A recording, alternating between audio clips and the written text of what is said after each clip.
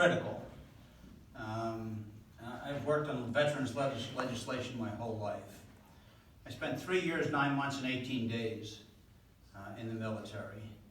I spent 7 years in Valley Forge General Hospital, Brooke Army Hospital, Walter Reed, and Philadelphia Navy Hospital. My wife had 2 children in the Philadelphia Navy Hospital, and I was a patient at the same time. So I feel I have an affinity with the Navy as well as the Army. Certain things didn't get broke if I'm having children still, so I was okay there. But, I took my hits, but in chatting with some of the folks earlier today, some people in this room may not realize, but you can be in the reserves 5 years, 10 years, 25 years. You can retire from the reserves. And some organizations do not call you a veteran, including the Veterans Administration. You can't be buried in Washington Crossings National Cemetery. You're not a veteran unless you met their mark.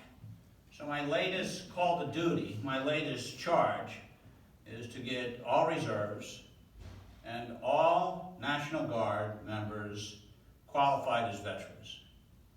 I think it's horrendous that a person puts on a uniform, they take the oath, they give a check, it's an unlimited check, means they'll give their life for their country.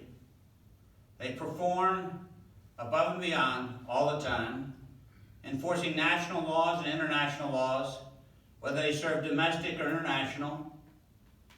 They do all of this. All veterans do.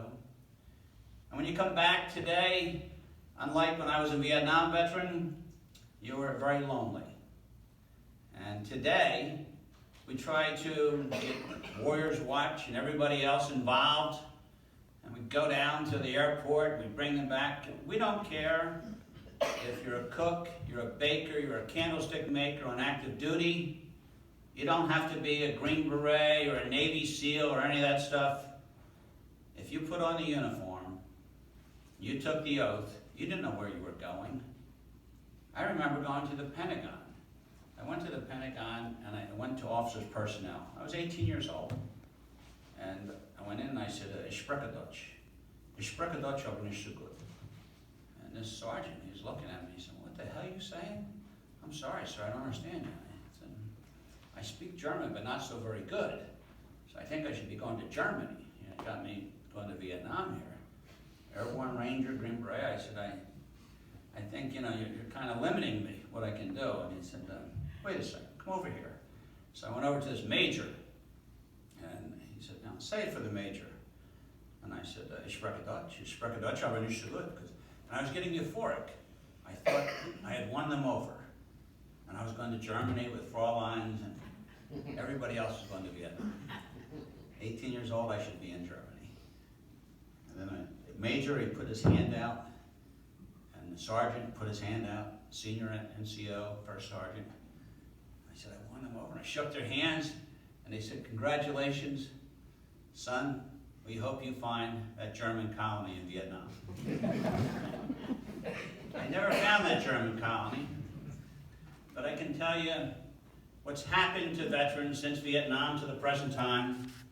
Is sooner or later, the parade's over, the barbecue's over. You're alone, you're by yourself. In almost every war since Korea, we've had more people take their own lives than we lost in the war. More people took their own lives than are etched on the wall, in the Vietnam Veterans Wall in Washington, D.C. And I know, I helped build that wall down there. And that's a heartache. Because when the parade's over, unfortunately, many of us turn to substance abuse. Alcohol's our first vice. It's the easiest to get. You can go down to your father, your grandfather, your uncle. Everybody wants to buy you a beer. But what happens is your barriers, your responsibility starts breaking down. And then it opens up another door. And you next may be thinking, they're talking to me in Veterans Court. They didn't have Veterans Court. And I have to tip my hat to Bob James for starting such a courageous program. I've been to Indiana, I've been to Illinois, and I've seen states start veterans courts, but they all don't have veterans courts. I didn't even know. In my own backyard, in Doylestown, in Bucks County, we had a veterans court. I didn't know it. I felt my time was always mostly in Washington, fighting for veterans.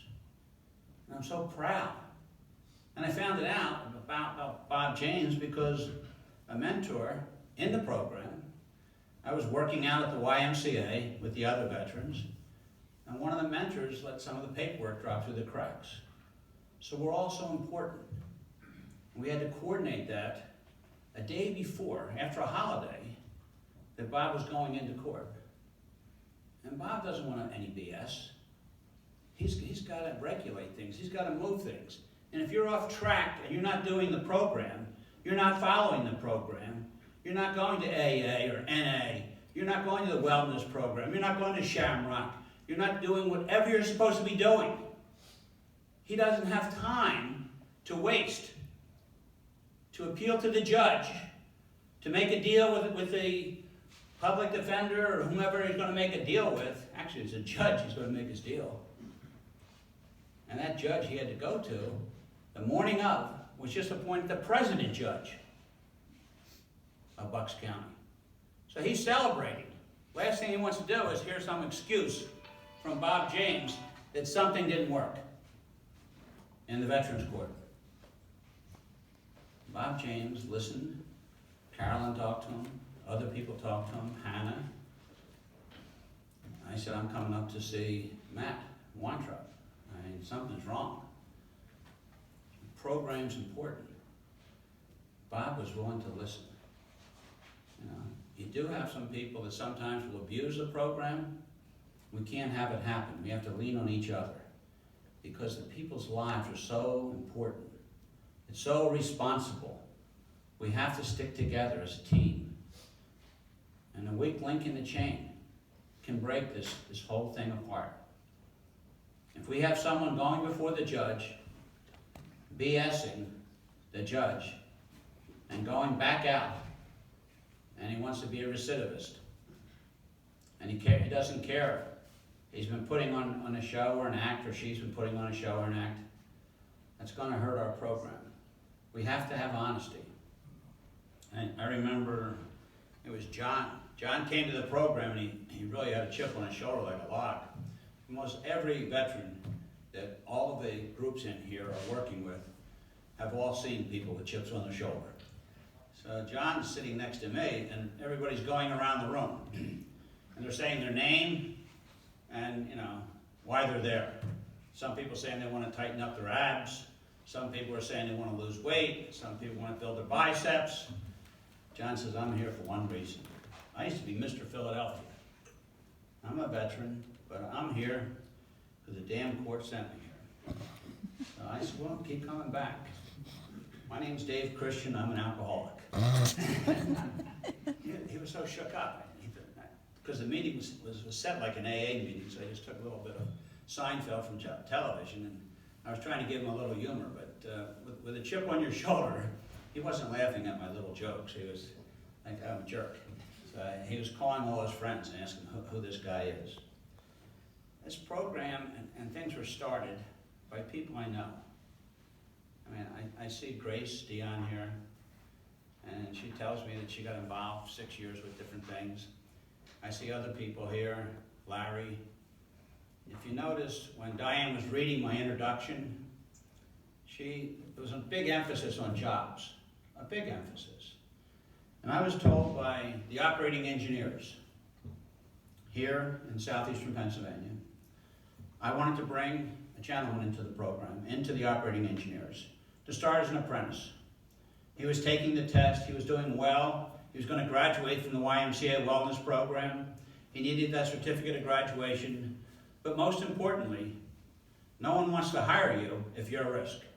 If he did not get a clean bill of health from the Veterans Court, if Bob James said no, he was through. It's going to be over. Bob James did not have a folder on him. that's why we went to bat. And that veteran sitting here tonight is a graduate. Took a photograph of that veteran tonight proudly. His name's Jim Kelly. And Jim had a chip on his shoulder, just like John had a chip on his shoulder, just like a lot of veterans in this room. I mean, I see all the different groups here, from YMCA Wellness to RHD to Shamrock Range to UOP, as you just mentioned. All those things are so important. But we also need to make a leap. After we get the veteran to find their inner self, speak to that horse, dog, cat, cow, wife, whatever, whomever, we need to get that veteran a job. And that's a critical thing, getting a job. Because if a veteran does not have a job, he or she, sooner or later, is going to slip. And when they slip, it's substance abuse again. They go to the extreme because you lose your self-esteem without a job. So yes, we have all our nonprofits and we're all warm and fuzzy and we're reaching out and we're hugging each other, but we have to also plug in to jobs. And I will help this program. I will help this program with its graduates. I'll come up and Matt Weintraub and Bob and myself will sit down and I will plug you into the state job programs. Also, I'll plug you into federal monies, and you will have success. Because I can tell you, I've seen too many people, and read about too many people, and looked at the bodies of too many people that graduated programs and felt alone again. The barbecue was over still. They were back in their room. They were by themselves. Bernadette can tell you, her husband worked up there at Washington Crossing Cemetery, and she got involved with the Veterans Court. Larry can tell you back here, Judge Rubini, all the people. Danny can tell you back there. I saw him, the one you snuck in, Dan. Dan Fraley's Mr. Veteran for Bucks County. I call him if anything is happening in Bucks County, he'll tell me. But what I share with you, ladies and gentlemen, if we don't have a job, after all the warm hugs, after the horses, after everything, the veterans are more inclined to slip. So that's why I will come up, Bob, and we'll meet, and we'll greet. And I often tell people, I have little sayings, they say, well, what do you do for a living? You travel all around the world. As a matter of fact, I'm looking at the clock and I've got to pack bags and I'm supposed to leave for Saudi Arabia on Friday. So I'm leaving for Saudi Arabia, then I'm going to United Arab Emirates and a couple other places in the Mideast, and I'm coming back. When I come back, we'll have meetings and we'll talk about how we can make the next step. And the mentors can then talk to the veterans that they're mentoring that have problems that you're giving a second chance to. And anybody can slip. Anybody can make a mistake. Everybody in this room is human. You all can make a mistake. I can make a mistake. I was trained to do one thing. To go and meet people, greet people, then kill them, and come home. Now, you tell me how that translates into a job. Who wants to hire? If you're going to hire someone, and you have someone who has no problems, or you have a veteran, and the world paints the veteran up with a question mark. Even the union said, if I did not get a certificate from the courts in reference to one of your graduates, they could not come in to be an apprentice. So it's so important, everybody here, the mentors, the veterans, getting the word out, all your nonprofit groups, all the lawyers, potential judges and judges, we all have to work together, and then the buck will stop with me. I will help you get jobs. I thank you for bringing me here tonight. Diane, my assistant.